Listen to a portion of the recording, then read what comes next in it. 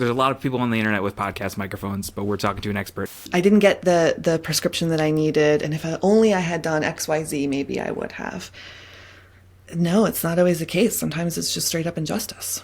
It's dangerous. But I often do. And it's dangerous for me. And I have to use that word. That's actually dangerous for me. Here's why I take birth control.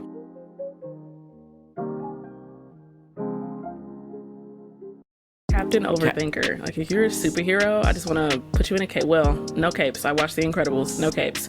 But I do want to create a superhero for you. It's going to be called Captain Overthink. It's going to be Overthinking is undervalued. I'm all about overthinking things. Because as we're learning in the world, people not thinking enough, and that's why we here. Yeah, in philosophy, can you overthink? Is that even possible? How many of us consider ourselves like real life cheaties? Because that was my favorite comment I ever got. Good plays on a video. It was like, oh my god, this guy's like the real life cheaty. This white cheaty. I was like, oh my god, thank you. I've never felt more loved. What a compliment. What a compliment. Oh, they might have did something. Yeah. Actually, yeah. Even as I was watching that show, I was like, what could be possibly wrong with being indecisive? I don't even see the problem here. Like, it was just a challenge for me to get my mind in that place where that could be bad. There's a reason why we're friends. Hello, everyone, and welcome to episode 3 of the Too Much Nuance Podcast. I'm so stoked. Today we have 2 different guests, a guest host and a guest expert. We just hit 250,000 followers, and part of what I want to do to celebrate that is to why not bring the authors whose books we are reading onto the channel to get like just straight from the people who actually understand and did the research themselves. So I'm so grateful to Dr. Delston for showing up today and guiding us through her impressive and like important work. And I'd love it if you two want to quickly introduce yourselves, tell the audience who you are, what's your stick, how did you get here? And we can start with Jill, please. Hi, I'm Jill Delston. I teach philosophy at the University of Missouri, St. Louis. The topic of today is medical sexism, a book I wrote in 2019. But I'm also interested in all sorts of issues on applied ethics, moral theory, political philosophy. And so, it's not just bioethics for me. I'm also interested in environmental ethics and other related areas. So I'm really happy to be here. Thank you so much for the invitation. I'm excited to get talking. Hey, cool kids. I'm Jameelah. I am Sunny Day Jones, wherever I would like to be found on the internet. I am located in a little town outside of Atlanta, Georgia, with more Walmarts than people. If you are one of those people for whom this matters, I am 27 in my head, 32 in real life. I'm a Gemini. I am a Slytherin. And that ABCDEFG test, I'm an INTJ. I think that's all the ones that you take in college to find out what kind of person you're going to be for the rest of your life. You're INTJ? What's the other letter? I don't think that's right. Not extroverted? No, that's not right. Okay, so the right. ENTJ. Right. Thank you. Charlie knew. I am ENTJ. I like it. Thank you for the Charlie knew. Charlie knows me. I'm the ENTJ. And let me see. I did Slytherin, Gemini. I think those are the tests that you take to determine the trajectory of your life in your sophomore in college, and that tells you like what you're going to be for the rest of your life. How it works. I got a degree in English and a degree in African American Studies, and currently I scream into the void about both of those things, and everywhere I would like to be found online.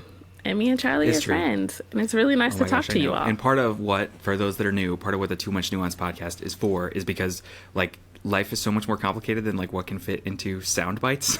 And like we love to do a quick takedown, a quick appeal to hypocrisy argument on the internet. We love to do these like quick snappy things, but most things in life are more complicated than that and require a little bit more time and a little bit more analysis, which is part of why I'm amazed that we have an actual professional philosopher here with us, which is lovely. I went to grad school for bioethics, and then I was like, nah, I gotta get out of here. This is not for me.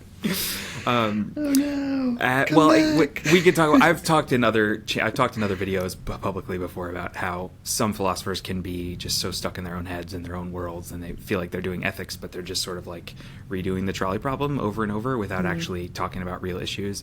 Like you and your work and Kate Mann's work from Cornell, I find as like perfectly exemplary of like philosophers that are working on issues of the real world, which I love. It's one of the things why I was so excited to talk about this. So as we have said, the topic for today is medical sexism. It's Jill's book. We threw it out here, facing out.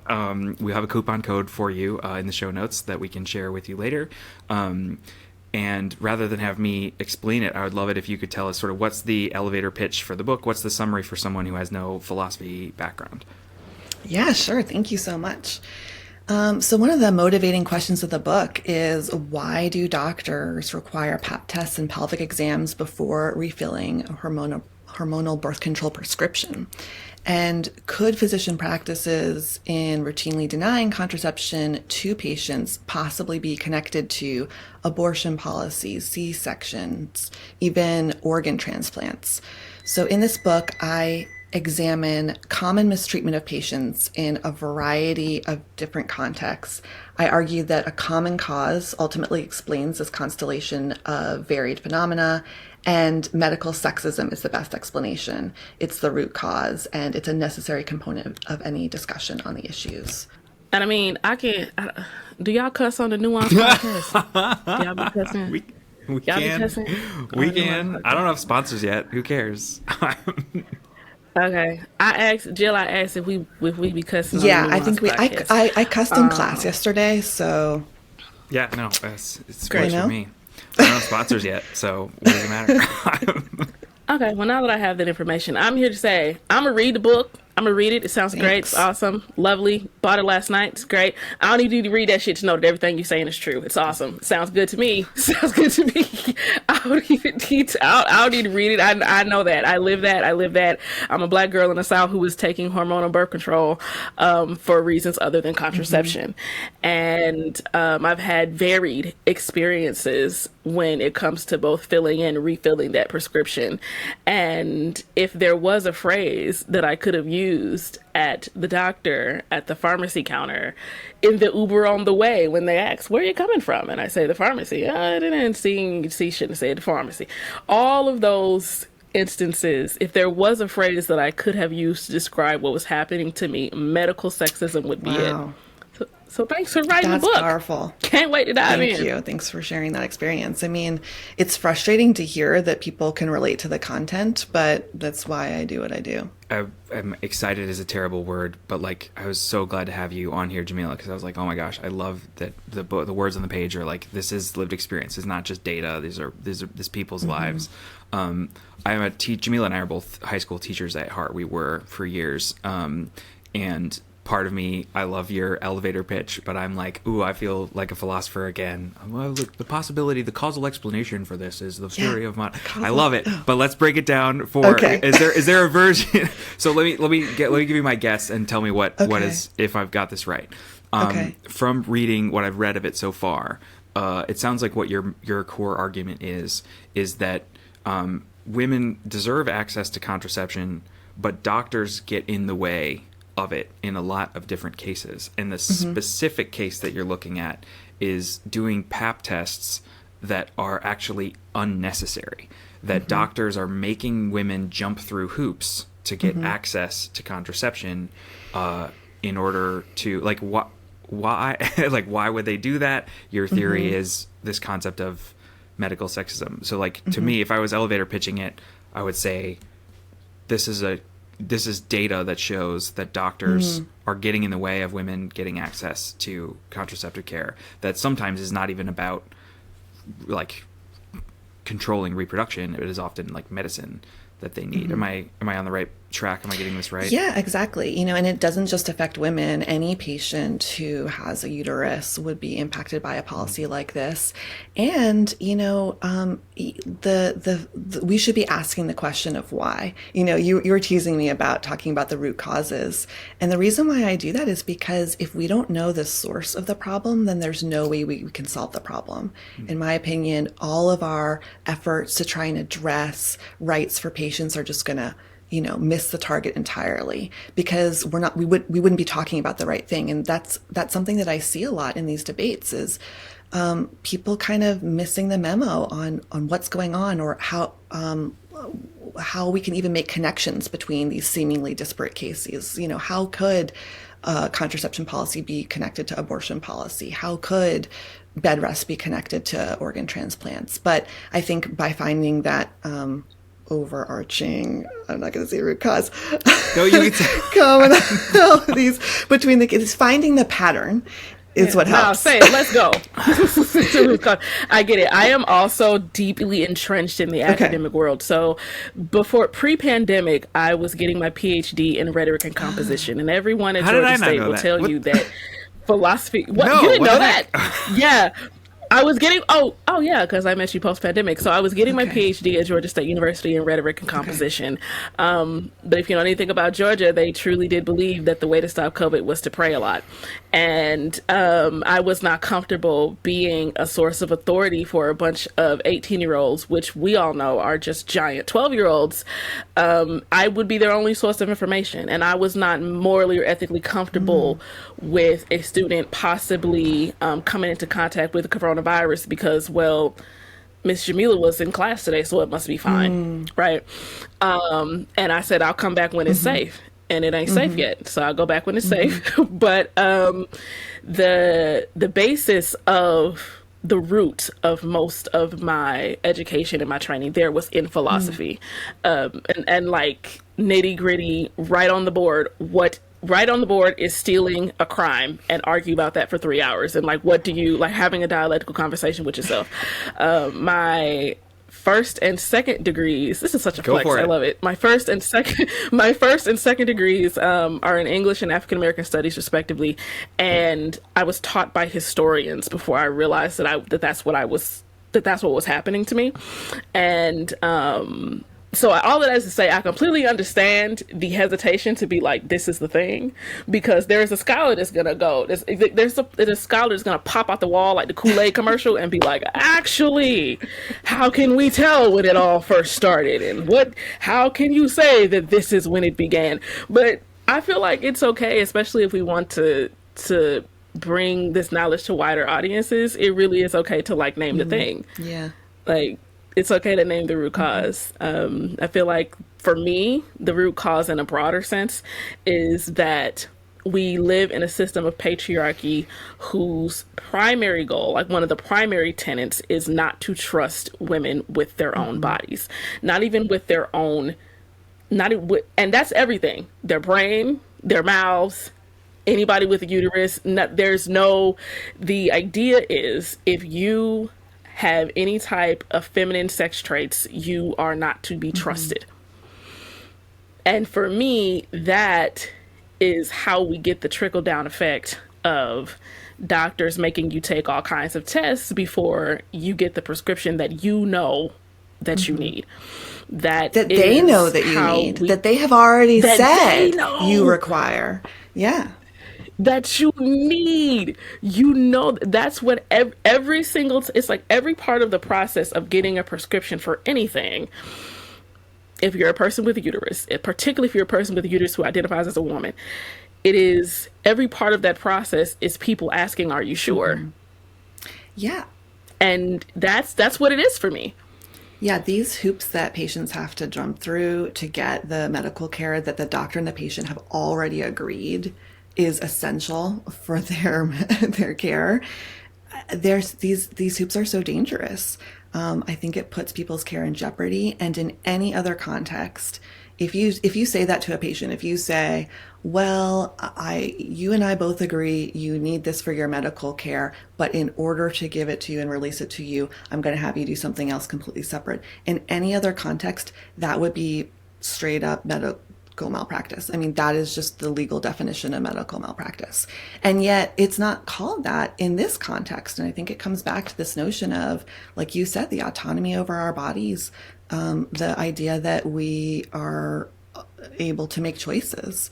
And so that's how I think this book that was supposed to be just about contraception ended up becoming so much bigger. It ended up becoming about abortion. It ended up becoming about medical research. It ended up becoming about all these different features of human health because they're all connected. Well, you're saying, should we avoid the thing or say the thing? Part of why I called it Too Much Nuance is specifically so that we get it. So for context, episode 1 was about, is race socially constructed, where we looked at Dorothy Roberts' bioethics and breaking down, like, what does it mean to have genetic differences in populations and all these things. And episode 2, I'm blanking on it because I was thinking about another thing while I was doing it. But I'm very happy to get all the way down to I know you are, Charlie. Yeah, but I'm a teacher at heart, and so I want to make sure. So, like, coming at this from a perspective of total ignorance, there were 2 things that I thought were super important. And as a man without a uterus that has never lived through this and seen any of this at all, I've never had a doctor say to me, "Are you sure this is what you really want?" Like, I've never had a doctor say, "Are you sure you're really in pain?" I've never had that experience, and so reading your book, I'm hearing that, like, it's not just like, it doesn't just happen every now and again. It's a common experience for women that they show up to the doctor and the doctor says, I actually know what's best for you.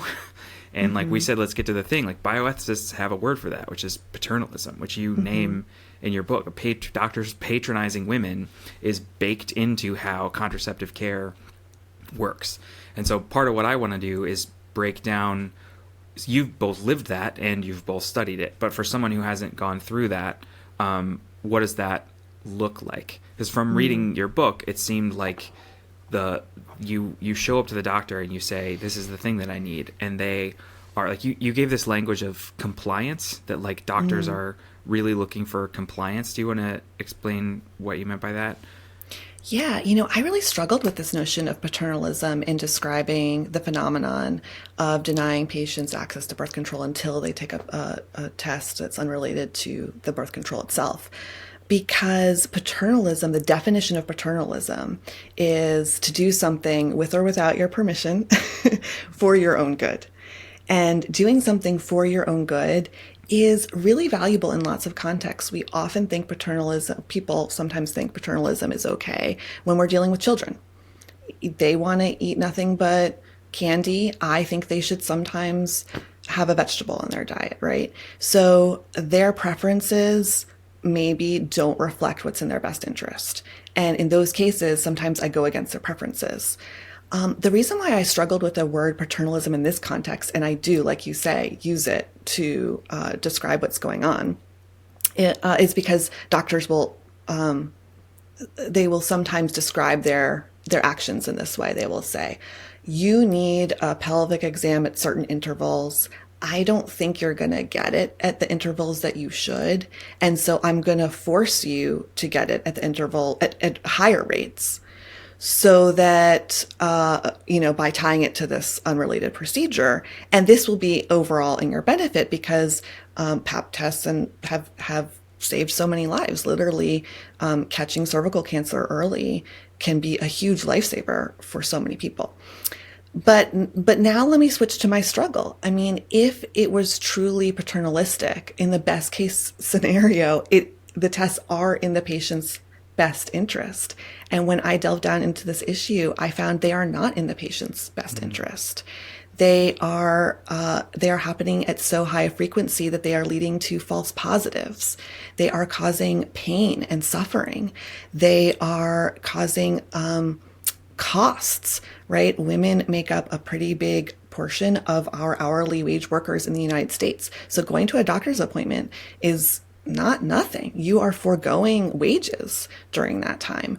Not all U.S. counties have an OBGYN. How far are they driving? And so the more harms that we uncover as we look at these tests being implemented on patients at too high a frequency, or in the wrong way with the wrong motivation, the more it seems like, hey, wait a minute, this isn't even in my best interest. And now it looks like a form of control. And that's why I start using this term medical sexism, which is a power hierarchy. That's why I start using terms like getting compliance. That's why I start talking about healthcare advances for women and people associated with women being weaponized to use against them. There's more going on here for precisely the reason that it sadly is not in our best interest all the time to get these tests in this way or at these intervals or tied to these drugs. It doesn't help us. Which, yeah, I'm amazed by that because it's like, I would never expect a doctor to treat me that way as a man, to say, hey, I know what you need and you don't want to do it, so let me coerce you. Yeah. Under threat of like kind of pain and taking away something you need. Like, taking away contraception, sure, but Jameelah mentioned contraception, hormonal birth control is not only used for contraception. People need it to treat medical conditions that, if there is a break in the continuity of their coverage, leads to a whole host of problems. So yeah, the fact that doctors are doing this, I find very frustrating, but talking to women who've experienced this, who had a doctor say to them that they had to undergo these tests before they could get refills, that like people don't even know how to describe it. People don't know whether it's an injustice. People just are like, this is how it's always been. This is how every doctor has always treated me. Like, I'm not even sure there is a wrong here. And so I think that's actually one of the really nice values of academic philosophy, is identifying wrongs where other people don't see them, right? Like we can accomplish that. We can notice moral wrongs where everybody else is just kind of like, yeah, let's just keep doing this. It's like, wait a minute. Already a fan of your work. I'm even more a super fan. I love that. You're like exercising demons about my anger at academic philosophy. Yeah, well, one of the things we can do is freaking notice stuff that other people don't. Yeah, yeah. As I was reading, I like to try to notice when I'm feeling resistance to stuff, because I read about this. I have a bioethics degree. I study this stuff. Like, as I'm reading it, there's a jerk philosopher who's like, well, actually, let me play devil's advocate for a minute. Like, one, suck a bag of dicks and leave us alone. But like, two, I'm sick of it. But part of me knows that people in the audience will be thinking this. So what would you say to someone who says, well, like, it's better to be safe than sorry? Like, what's wrong with doing an extra test? Like, yeah, maybe it costs them a little more. Like, from a perspective of privilege, someone might think, well, it's just a little extra test. So like, can you break down why is it bad that these tests are being done at such a frequency? Yeah, I think that's such an important question. There's a whole separate conversation that we can have about objections and how valuable it can be. But I appreciate it. That's the bottom line. I think that there is a fair question to be asked about, what aren't these tests morally inert? Aren't they just like fine? And shouldn't we just do them at whatever interval? So I have a few answers to that question. One of the answers to that question has to do with specifically tying the test to hormonal birth control, right? So when you do that, and when you tell a patient, I won't refill your prescription until you get a pap test, which tests for cervical cancer, I think I mentioned, then you are putting their care in jeopardy. And so one of the harms that can arise from the seemingly innocent, like, we could just say all these tests are great, right? And they always lead to great consequences, but we still don't want to tie them to this unrelated form of medical care, because we already said that medical care is necessary. And so that break in the continuity of coverage, that fear that a patient, or anxiety that a patient might experience at having their care put in jeopardy, is a demonstrable harm by itself, whether or not the tests are good or bad. Another harm that I think we ought to pay attention to is the harm in testing too frequently. So you might say, pregnancy tests, those are not very invasive, right? And they're very necessary in many contexts. But pregnancy tests, are we going to do pregnancy tests every day? Are we going to do them 5 times a day? Are we going to do them 10 times a day? I mean, there comes a point when time and resources are spent on these tests. And just because they're not very invasive and just because they don't cause any harm doesn't mean that we ought to do them at any old interval. So there's a concern. I mean, I think doctors are very keen on weighing patients because it's not a big intervention and it's very easy to do. But patients are kind of starting to become resistant to that. What are you going to do with this information? Why do you think it's relevant to my health? Is testing, like even just a weigh-in, something that's drawing attention or placing emphasis on the wrong thing about my health? So again, even if the tests were not invasive or not harmful, we should still worry about doing them at any old interval.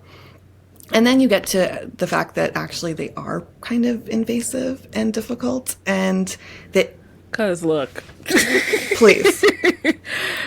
For the audience, for the listening and the viewing audience, let's just remind you all, let's inform and review for some of you what a pap smear is, right? What these things is. First off, that shoehorn duckbill thing quite literally is invasive, all right?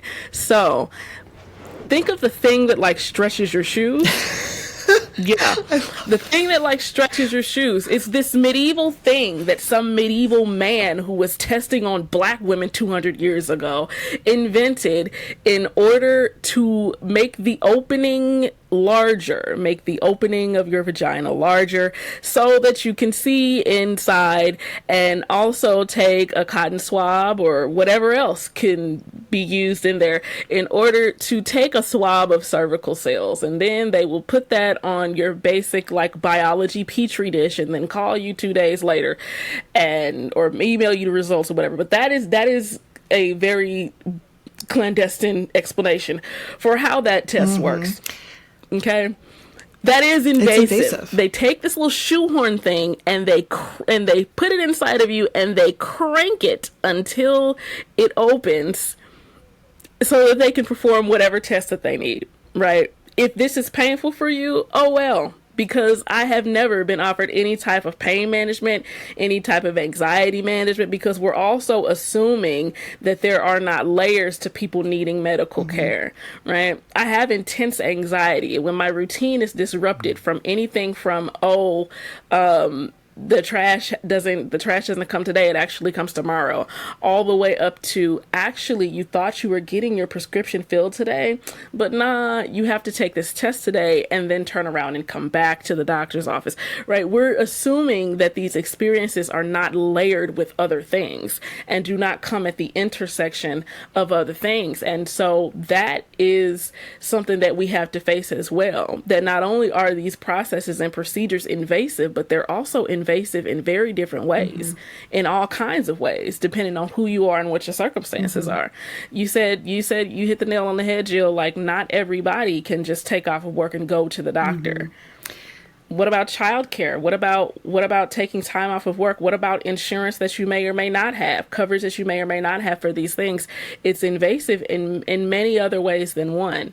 And it's time to talk about, if it is not entirely necessary in order to get a prescription that, again, I think we should keep repeating, that you and your doctor have agreed that you need. Why are all these other things needing to take place in order for healthcare to be provided? Yeah, I love that you raise those issues. I mean, the pain that comes along for some women with these procedures can be physical pain, but it can also be emotional pain. I hesitate about whether I should talk about this, because this is like a very flamethrowery comment, and I'll get into a lot of trouble, but I'll just say it anyway. When medical providers engage in this process of like vaginal penetration with a speculum or any other instrument, and they don't have full consent of the patient because that patient is under some form of coercion, like my medical care will be taken away if I don't do this, it can start to feel like it is approaching like what maybe the FBI defines as rape. I mean, I don't want to call it that. I don't want to say 90% of the doctors that OBGYNs are engaging in rape like that. That's just wrong. But I think it's a useful conversation to point out that for women who are survivors of rape, or survivors of intimate partner abuse, who have emotions wrapped up in these sorts of experiences and who don't feel like they're truly consenting to this procedure, there's a lot going on here. It can be physical pain, it can be emotional pain, it can feel like an injustice for some people. So I think if we don't notice all the different implications, then we're not going to sufficiently realize what's at stake in something that seems so simple, like, you know, what could possibly be wrong with getting a pap test. I mean, it tests for cancer. Don't we want to prevent cancer?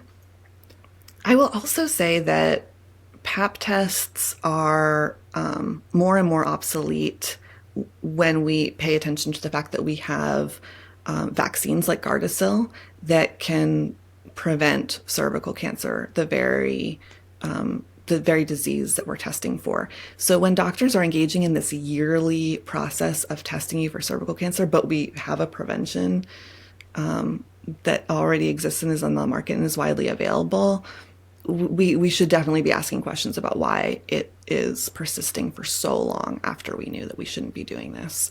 So that's a big testament to the vaccine, and the vaccine can't solve every problem, but it also shows that there are serious costs here.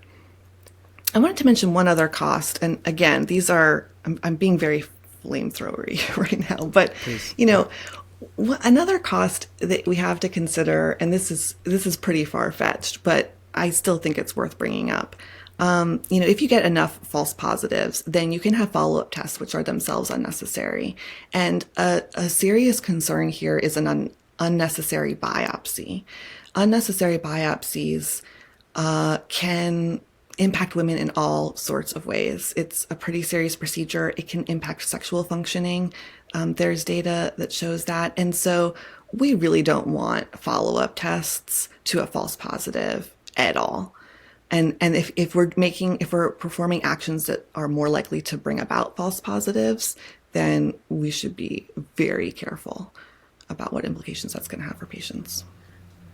Shout out to everybody who immediately clenched their thighs and crossed their legs when Jill said cervical biopsy, because that is the wild, because it's truly an adult case. If you know, you know, right? And I don't think it's far-fetched. I don't think it is, because there are people for whom this is the reality, and for whom multiple of these far-fetched flamethrowers, they're encountering multiple at the same time. For people, there are people for whom these flamethrowers are actual realities. Yeah. Well, I found that was one of the things I found powerful about your analysis, and why, like, I love reading a philosopher who's using their powers for good, right? You're saying it's flamethrowery, but, like, to put it in different terms, coerced consent is not the same thing as informed consent. If a doctor is coercing something out of their patient, that's not informed consent from a technical bioethics perspective, as academic as you can get. And it would be traditional within medicine for a doctor to think, this might be painful for a woman, but doesn't matter. To dismiss that pain, to dismiss the fact that this is important, violating someone's consent as a doctor is not good. I don't know how to say it in a simple way, but like that, it's bad morally. And that's part of what your analysis is so powerful, is because we can have this academic discussion where we say, like, kind of a medical question, is it is it medically good to do these tests on an annual basis, which is a sort of empirical question, which you argue no, because there's negatives to the tests. And then we can have a social question, a social discussion where we say, is it socially good for us to do these tests when they present obstacles to many women who don't have time to come to the doctor, we know that the wage gap exists, and so they can't come into the doctor. But you go even one step further, which is, even if we set aside that medical discussion and we set aside the social discussion, if doctors are routinely violating the consent of their patients, coercing consent of their patients, demanding compliance, that's morally wrong. And beyond malpractice law, beyond anything else, like your power as a philosopher, our powers as, nerdy ethicist people, is to say this is morally incorrect.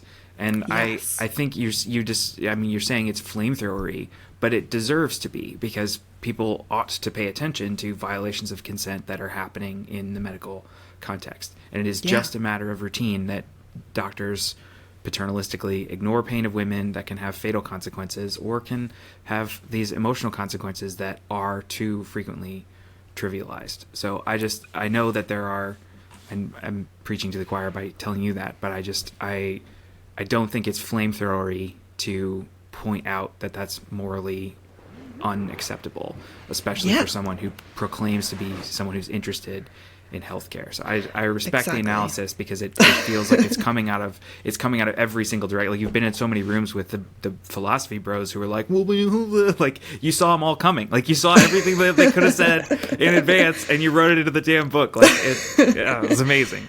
Oh, I really appreciate it. And I appreciate you saying that. Yeah, it violates informed consent. In fact, if a doctor were to say what they were doing, it would sound really funny. Do you know this is not medically necessary, but I want to do it anyway? Do you consent? I mean, that would sound so weird. You can't get informed consent for this. It violates the principle of first do no harm, the Hippocratic Oath, right? It violates consequentialism. That, we talk about evidence-based practices as being a purely scientific enterprise, but that has moral implications as well. If we're doing things that lead to bad consequences, we got to pay attention to that. It violates human rights, according to the Universal Declaration of Human Rights, and our access to healthcare being a human right. It violates all of these different moral norms coming from all these different opposing traditions. And they're all pointing to, let's not do this. And yet the practice continued for so long. So I think that's really dangerous if we don't point it out, if we don't see the connections between this case and other cases in the medical field. Then anytime we try and address it, like I'm a little bit critical in the book of over-the-counter contraception as being the solution. And then we got this amazing FDA approval of an over-the-counter birth control, which is going to become available in 2024. And I want to say on the record, I'm very happy about this. I think it's going to be amazing. Also very happy about that. It's incredible. And it's going to make so many lives better. And it's going to, address so many important issues with patient autonomy and consent and freedom and rights. Also, it's just one issue. There's still medical sexism, right? So if we are constantly trying to, address the issues one by one without identifying the medical sexism, then we're going to be treating them all in silos, and we're not going to see the dominoes fall. We're just going to take it one by one. And so I want this FDA approval is incredible. Also, just circumventing the medical field in this one instance does not mean you've solved medical sexism in the medical field. It just means you've circumvented the medical field. And that's great for so many people. It's great, especially for people who don't have healthcare.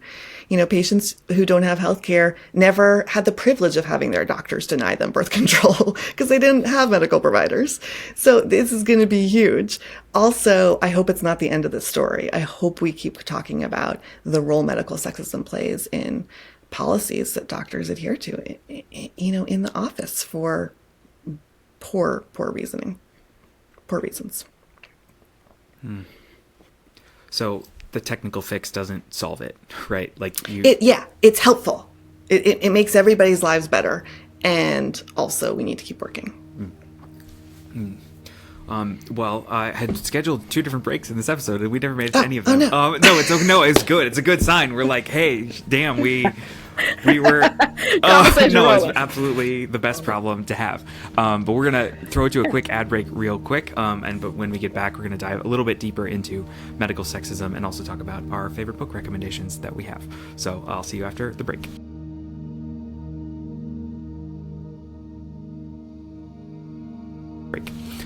Amazing. Oh my god, I fucking love you people. This is amazing. Thank you. Thanks for reading the book so So closely, great. Charlie. I really appreciate that. I- Your questions are like, yeah. Thank you. Jameelah's telling me to Yes. breathe deep, but if I don't, how am I going to read everything with maniacal detail? You know? Yes. How is that going to be you, right? Then how will you be able to reach behind you and pick out the exact book that someone needs to speak to their exact situation? Oh, Jill, we could be magic bookshelf friends. My friend, we got an influencer friend named Uncle Dan, DL, and he calls it my magic bookshelf. He's like, Charlie, whenever you have a thought, you just reach back and you have a book with that exact quote with the book. And I'm like, I like to read. Right. And the only reason why I'm not also being dragged into this magic bookshelf thing is because I am facing my bookshelves. So I like that. I promise you, the same thing would be said about me, like this Miss Frizzle combination of like chaos and learning is definitely on my bookshelf. I too have a magic bookshelf. You just can't see it, so I can't be dragged for it. No, it's more important that I you promise see you it. it I like that. Right, I So can our see next- it. I can see it, and our that's what next matters. podcast should be called White Cheaty and Black Frizzle. That's good. Yes! Yes!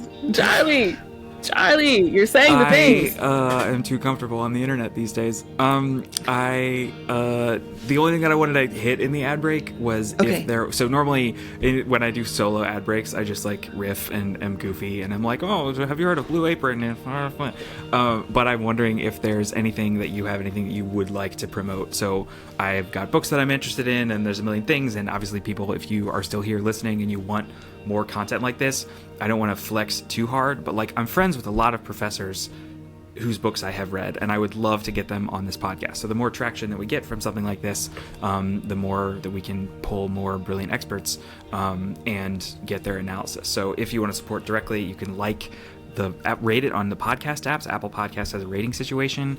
And if you want to support my work and the channel, I have a Patreon, which is at patreon.com/thatmakessense-to-me. And that'll be linked everywhere there is anything. But I'm specifically here to help sell Jill's book. So where can they buy your book? And what's this coupon code? Does it work? Oh, there it is. I recommend buying it on romanandlittlefield.com. That's the overarching publishing press. That's where you can use your coupon code for 30% off the paperback, which takes the cost down to a more reasonable $30-ish as opposed to the price when it came out of like $150 or something absurd.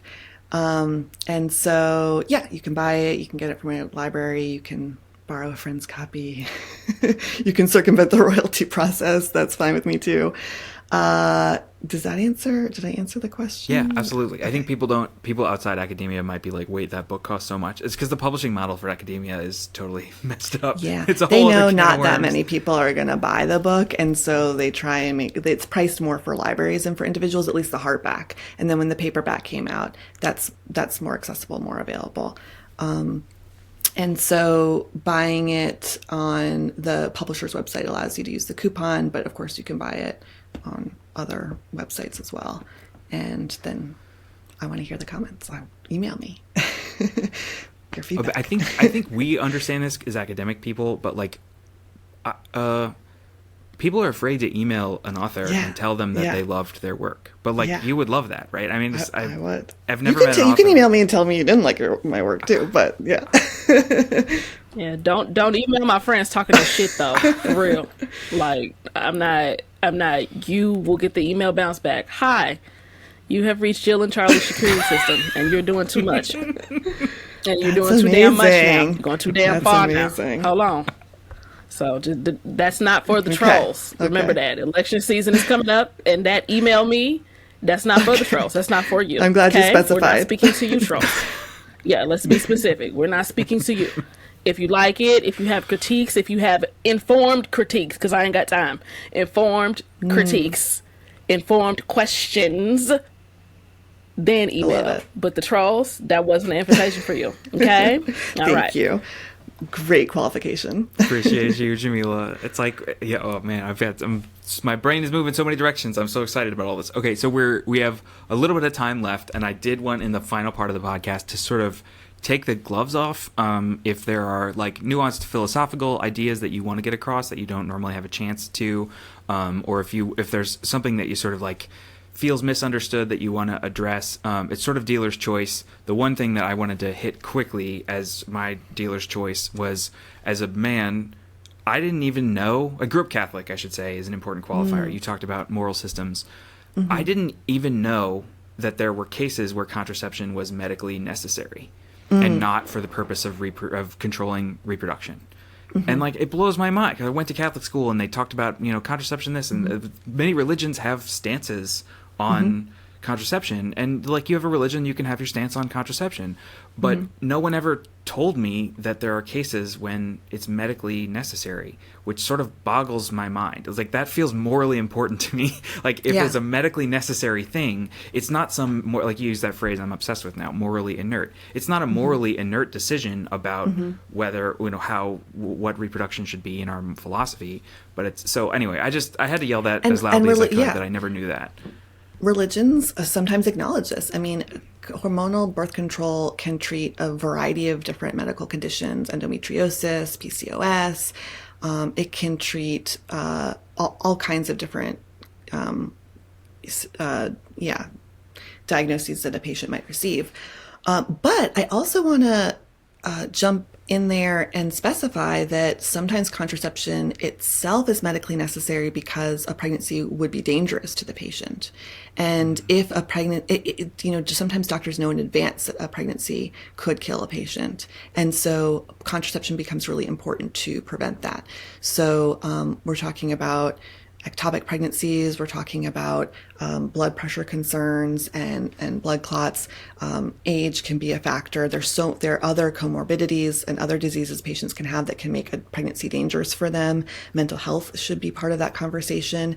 And so sometimes contraception is medically necessary to treat unrelated health conditions, and sometimes it's medically necessary because patients can't get pregnant.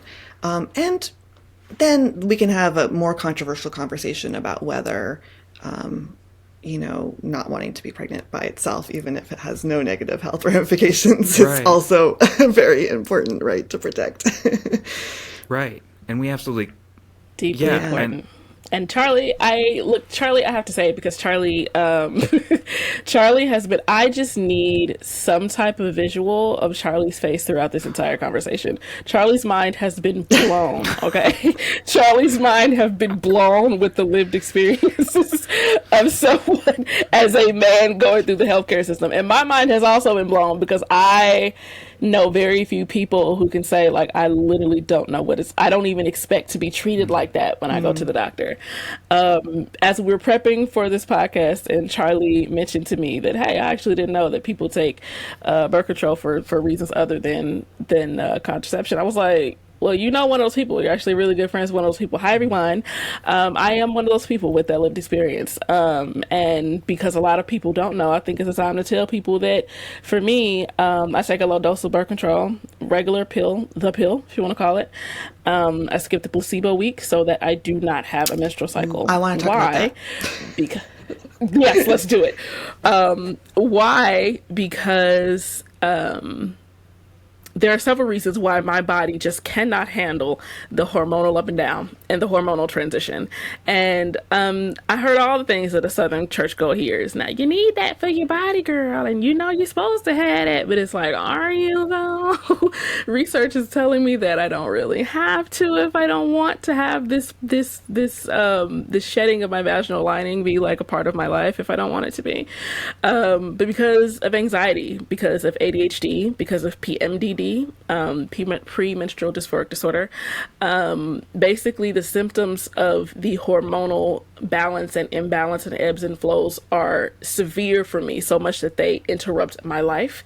Severe migraines, severe cramps. Yes, I would have migraines that would have me in the bed for an entire week.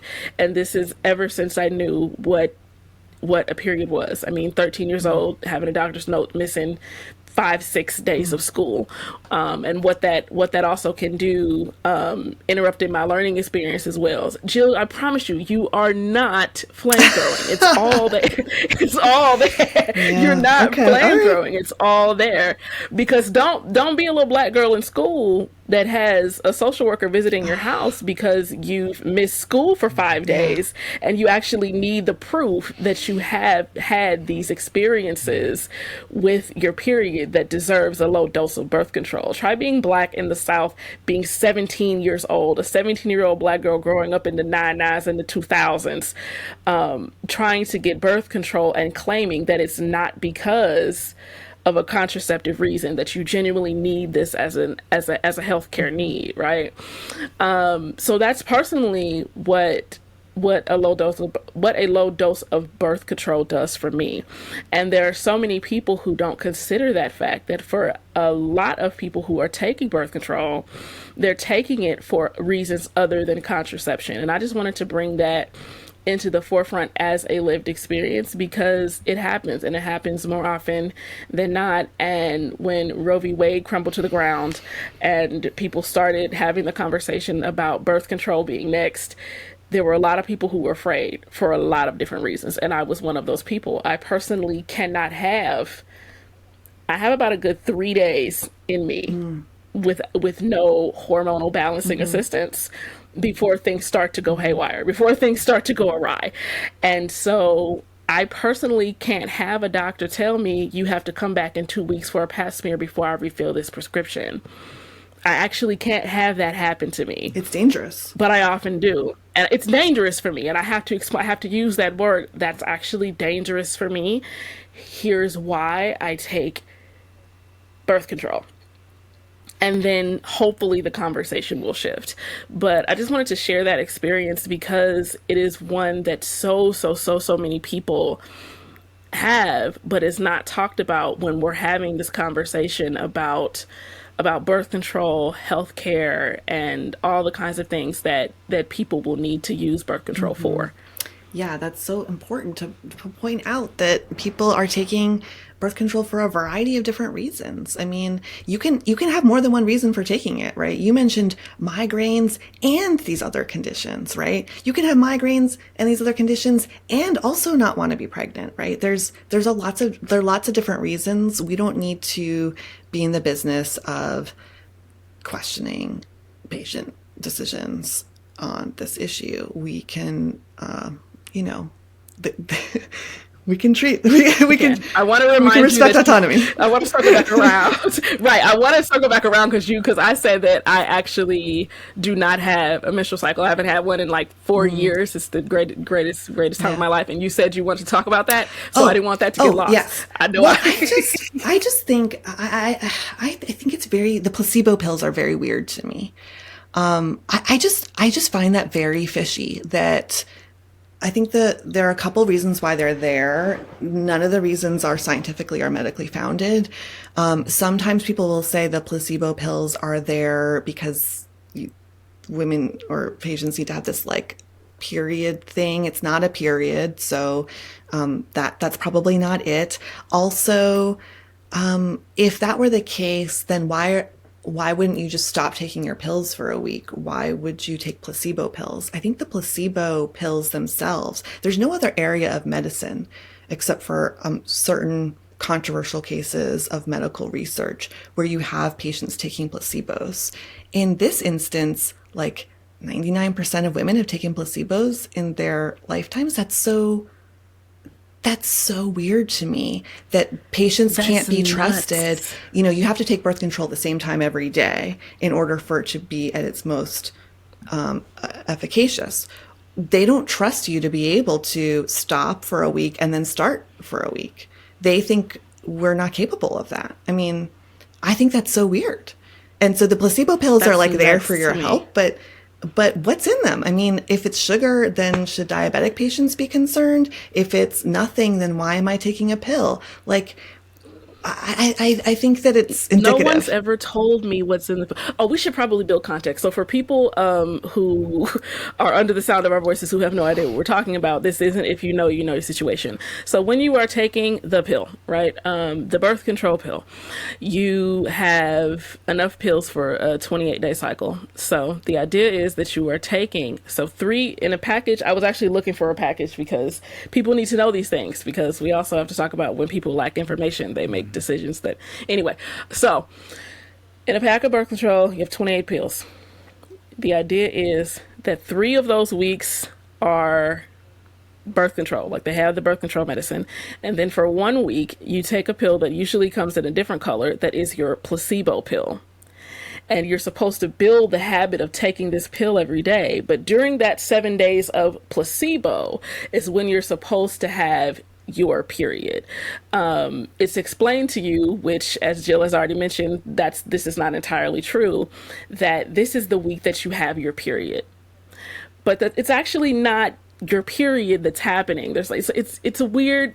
It's science. It's a weird thing, but you're taking 7 days of a placebo pill. And then when your placebo pill is over, you're supposed to have lighter, more manageable period symptoms. So you'll experience some bleeding, some spotting, maybe some fatigue. I still had migraines and none of that helped. And then after the placebo week is over, you switch to a new package of birth control. So when we say the placebo week, the placebo pill, that is what we're talking about. And I never understood it either. I think it makes very little sense. And there are all these pills out there that you only take every other day. I mean, people have little, pill guides that they keep at home to keep track of all their medicines. But very rarely, I can't think of another example where doctors say, you should only take this pill every other day, but I don't think you're going to remember, so I'm going to give you a pill to take every day. I mean, what? That would be so weird. But we do this with patient groups associated with women because I think that there's a fundamental lack of trust that they will do what's in their basic self-interest. Learning so many things. that one wasn't in the book. Charlie is shocked. I'm learning so many things. Yeah, the placebo Did pill. y'all see the Barbie movie? Mm-hmm. I don't want to spoil it if you haven't seen it. Go ahead, you can spoil I did. it. I'm fine. It's not a did. significant spoiler. At one of the last things that happens is that Barbie goes to the gynecologist.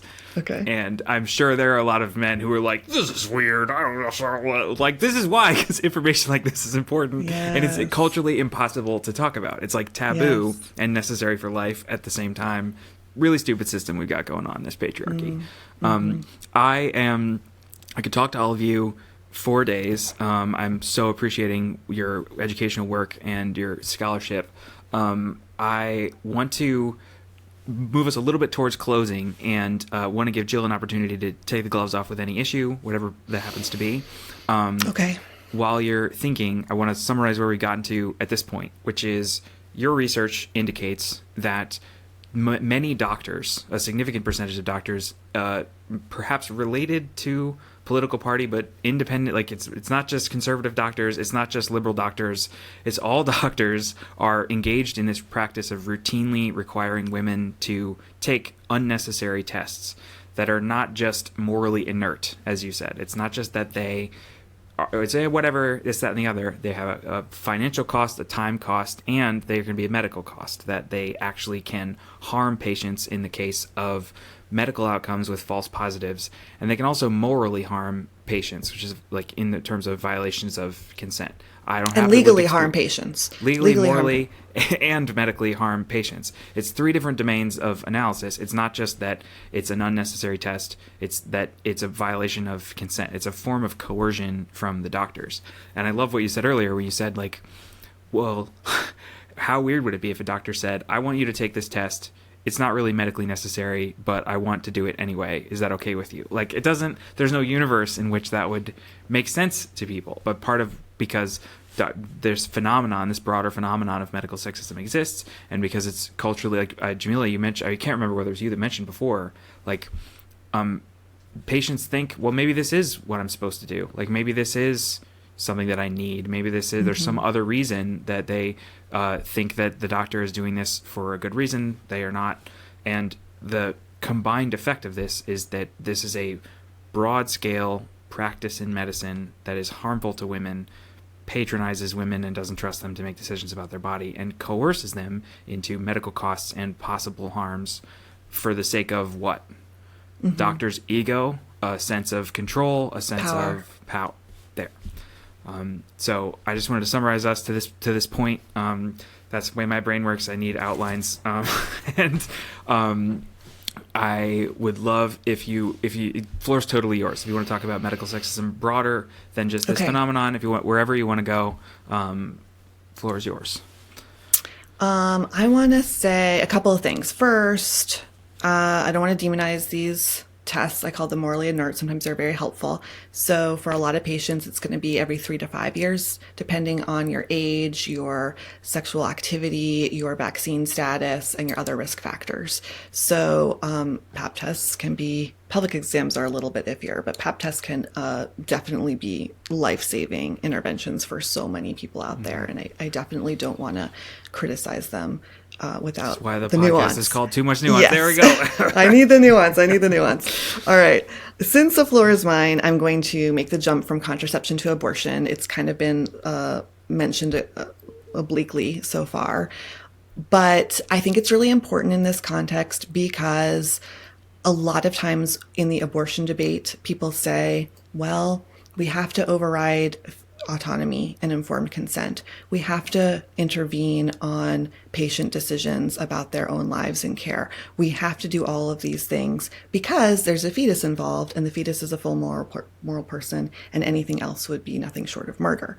And so because in the abortion debate, you hear those claims being made, it is helpful to then talk about the contraception debate and say, well, wait a minute, the exact same thing is going on. You're overriding my informed consent. You're overriding my bodily autonomy. You're forcing me to undergo medical interventions in the direction of my life that I do not want.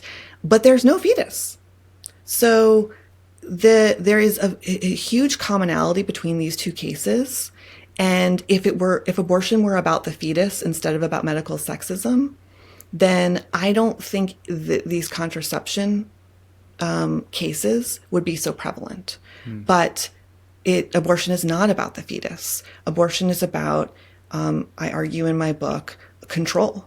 And it's about medical sexism, and it's about a gendered hierarchy where women's bodies just happen to be, in the words of Charlotte Bunch, the terrain on which this fought, is being had. And so I think that the abortion debate should place in a more central status the discussion of medical sexism. I think that medical sexism is a more consistent explanation of what's going on there. I think the fetus is a red herring, and we can do the same exercise that we used in contraception. Is the same practice going on in other areas of medicine? Are men being denied access to the medical care they need until they undergo needed tests? Maybe a man really needs a colonoscopy, right? He's got risk factors and he's over 50. He really needs a colonoscopy. Should we take away his dialysis? Sure. Let's take away his dialysis until he agrees to undergo a colonoscopy. We don't see that going on in other areas of medicine. We see this going on in areas like OBGYN. So in the abortion debate, we don't see forcible organ donations, even if a full moral person really needs it to live. And yet, that's kind of what American citizens who are pregnant are being asked to do, is share their organs with somebody who really needs it. And so I think that the contraception debate is really influential and really helpful in understanding the abortion debate. And that's something that we hadn't mentioned yet, so I thought I'd throw it out there. I'm hearing vestiges of the violinist case, and I want to do a podcast episode with you. Yeah, totally. We got so much we can talk about. So much. How would you define medical sexism, just for someone who hasn't read your book yet? Yeah, I'm really interested in the definition of traditional sexism that Julia Serrano offers in her book Whipping Girl, and she talks about traditional sexism as a hierarchy of maleness and masculinity over femaleness and femininity. And so I really lean on that definition of medical sexism. It's not about women, it's about femaleness and femininity. It's not about intentions or motivations, because those can often be opaque. It's about a hierarchy. That hierarchy is gendered, and that hierarchy is one of power.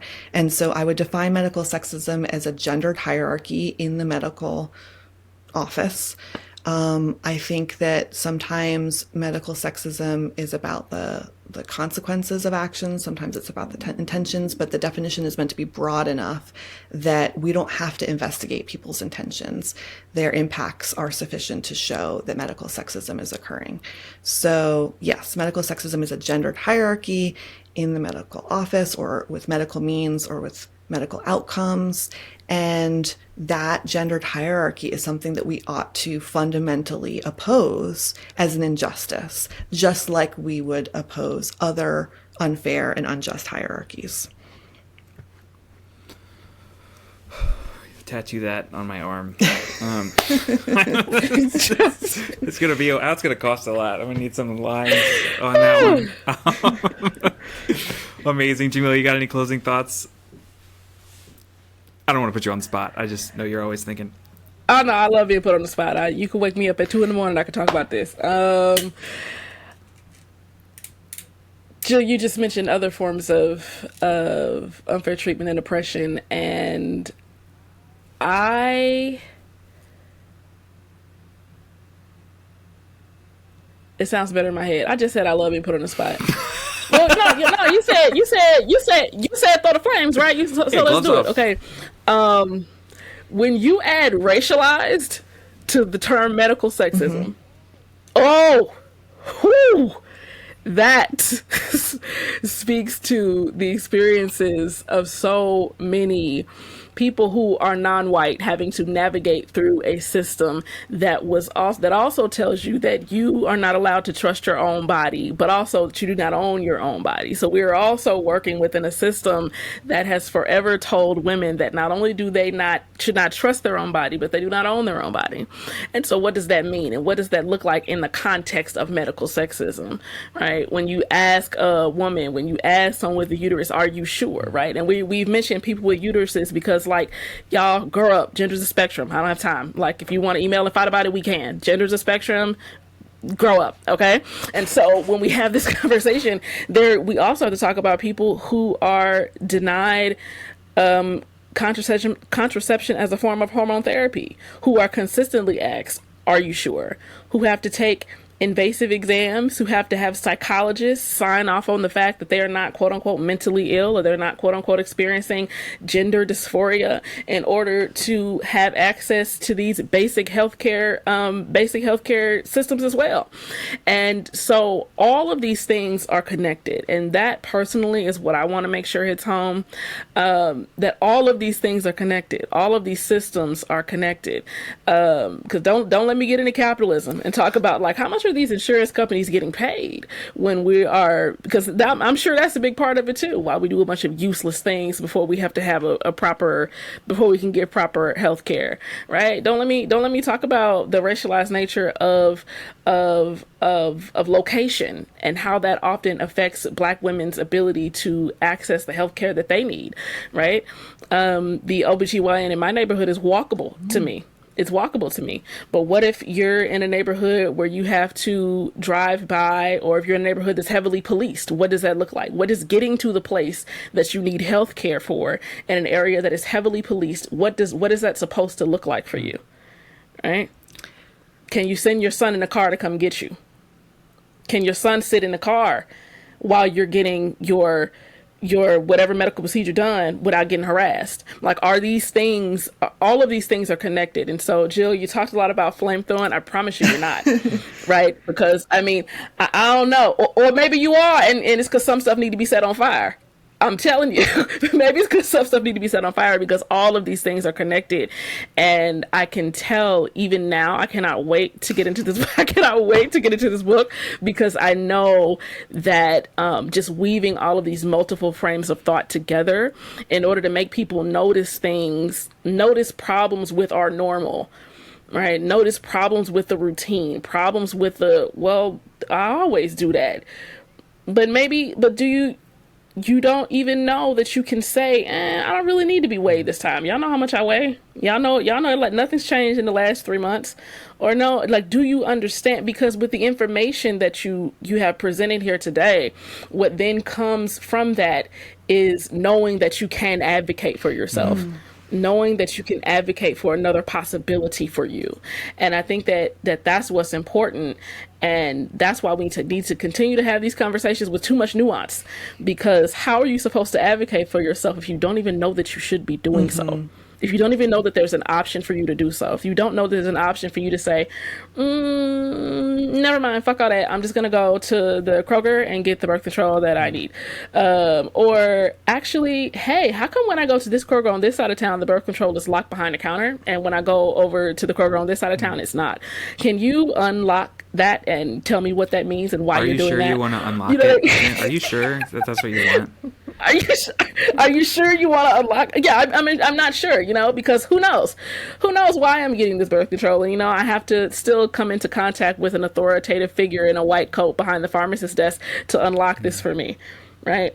Like, what are those barriers going to end up looking like even after we've addressed this problem of access to contraception?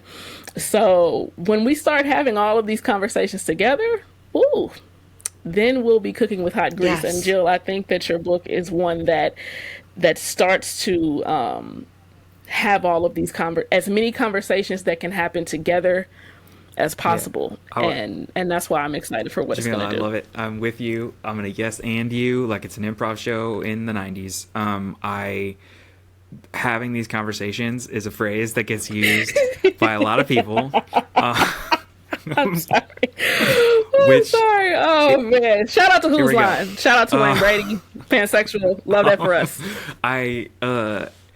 It's Jill's work is having the conversation, but like you also come with receipts. Like I remember it was like whatever footnote 19 or 29 in chapter 1, and I was like medical. It's like magical bookshelf. Charlie has entered the chat. It was like you said, even though it's not medically necessary. And I was like, what do you mean not medically necessary? And I checked and I was like, footnote 29. I was like, okay, well, does she come with, is this claim just coming out of this one study? Like, is this whole book based on this one study? Like, what if this one study's wrong? And I kept reading the footnotes and it was like footnote 30, footnote 31, footnote 32, footnote 33. And I was like, oh my God, it's like so many fucking studies. Like it's not just like, you're not just making this shit up. Like this is coming out of medical professionals who are saying this is not a medically necessary thing.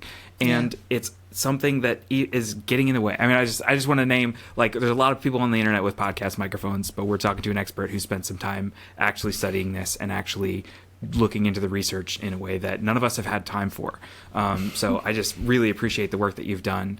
And like, it is too much nuance, but with a little bit less nuance. So if I was a woman going into, or someone with a uterus going into a doctor's appointment and they asked me for a pap test, that after learning all this, like, should I push back? Do I need to push back? Is there specific advice that you would have for someone like that? Or where does your head go, gut react in that direction? I never, Jameelah, you also mentioned like self-advocacy, and self-advocacy is great and like more power to you if you can do that. I never make recommendations for patients because first of all, I don't want to victim blame. They're not in control of the situation. That's the whole point. Also, it is not their job to have to, I mean, a lot of people can't doctor hop if a doctor mistreats them. A lot of people are not in a place of privilege to be able to advocate for themselves. A lot of people don't know the scientific evidence to be able to say what the right answer is. And the scientific evidence could change over time, in which case, the doctors should be up on that and not necessarily the patient. So my short answer to your question is I don't make recommendations to patients. And instead, my goal is to talk to doctors. They're the source of the problem. They're the ones who need to change. They're the ones who have the power to adjust and to be, like intersectional feminists in the medical office, which is, you know, what it's all about, what we need. And so that's who I think of my audience as being. Now, the reality is often the audience is the patients, and you could be the most informed person in the world, and you could be the most like confident and loud and unapologetic patient in the world, and still not be able to make any headway in the doctor's office because they have power and you don't. I mean, so I think that that's a real challenge. And if I sat here and I gave recommendations, then I would worry somebody would say, oh, I failed. I didn't do it right. I didn't get the prescription that I needed. And if only I had done XYZ, maybe I would have. No, it's not always the case. Sometimes it's just straight up injustice. Wow. I felt that in my heart. I was not expecting a punch in the face, right? I'm glad I asked. That perspective is, I really appreciate.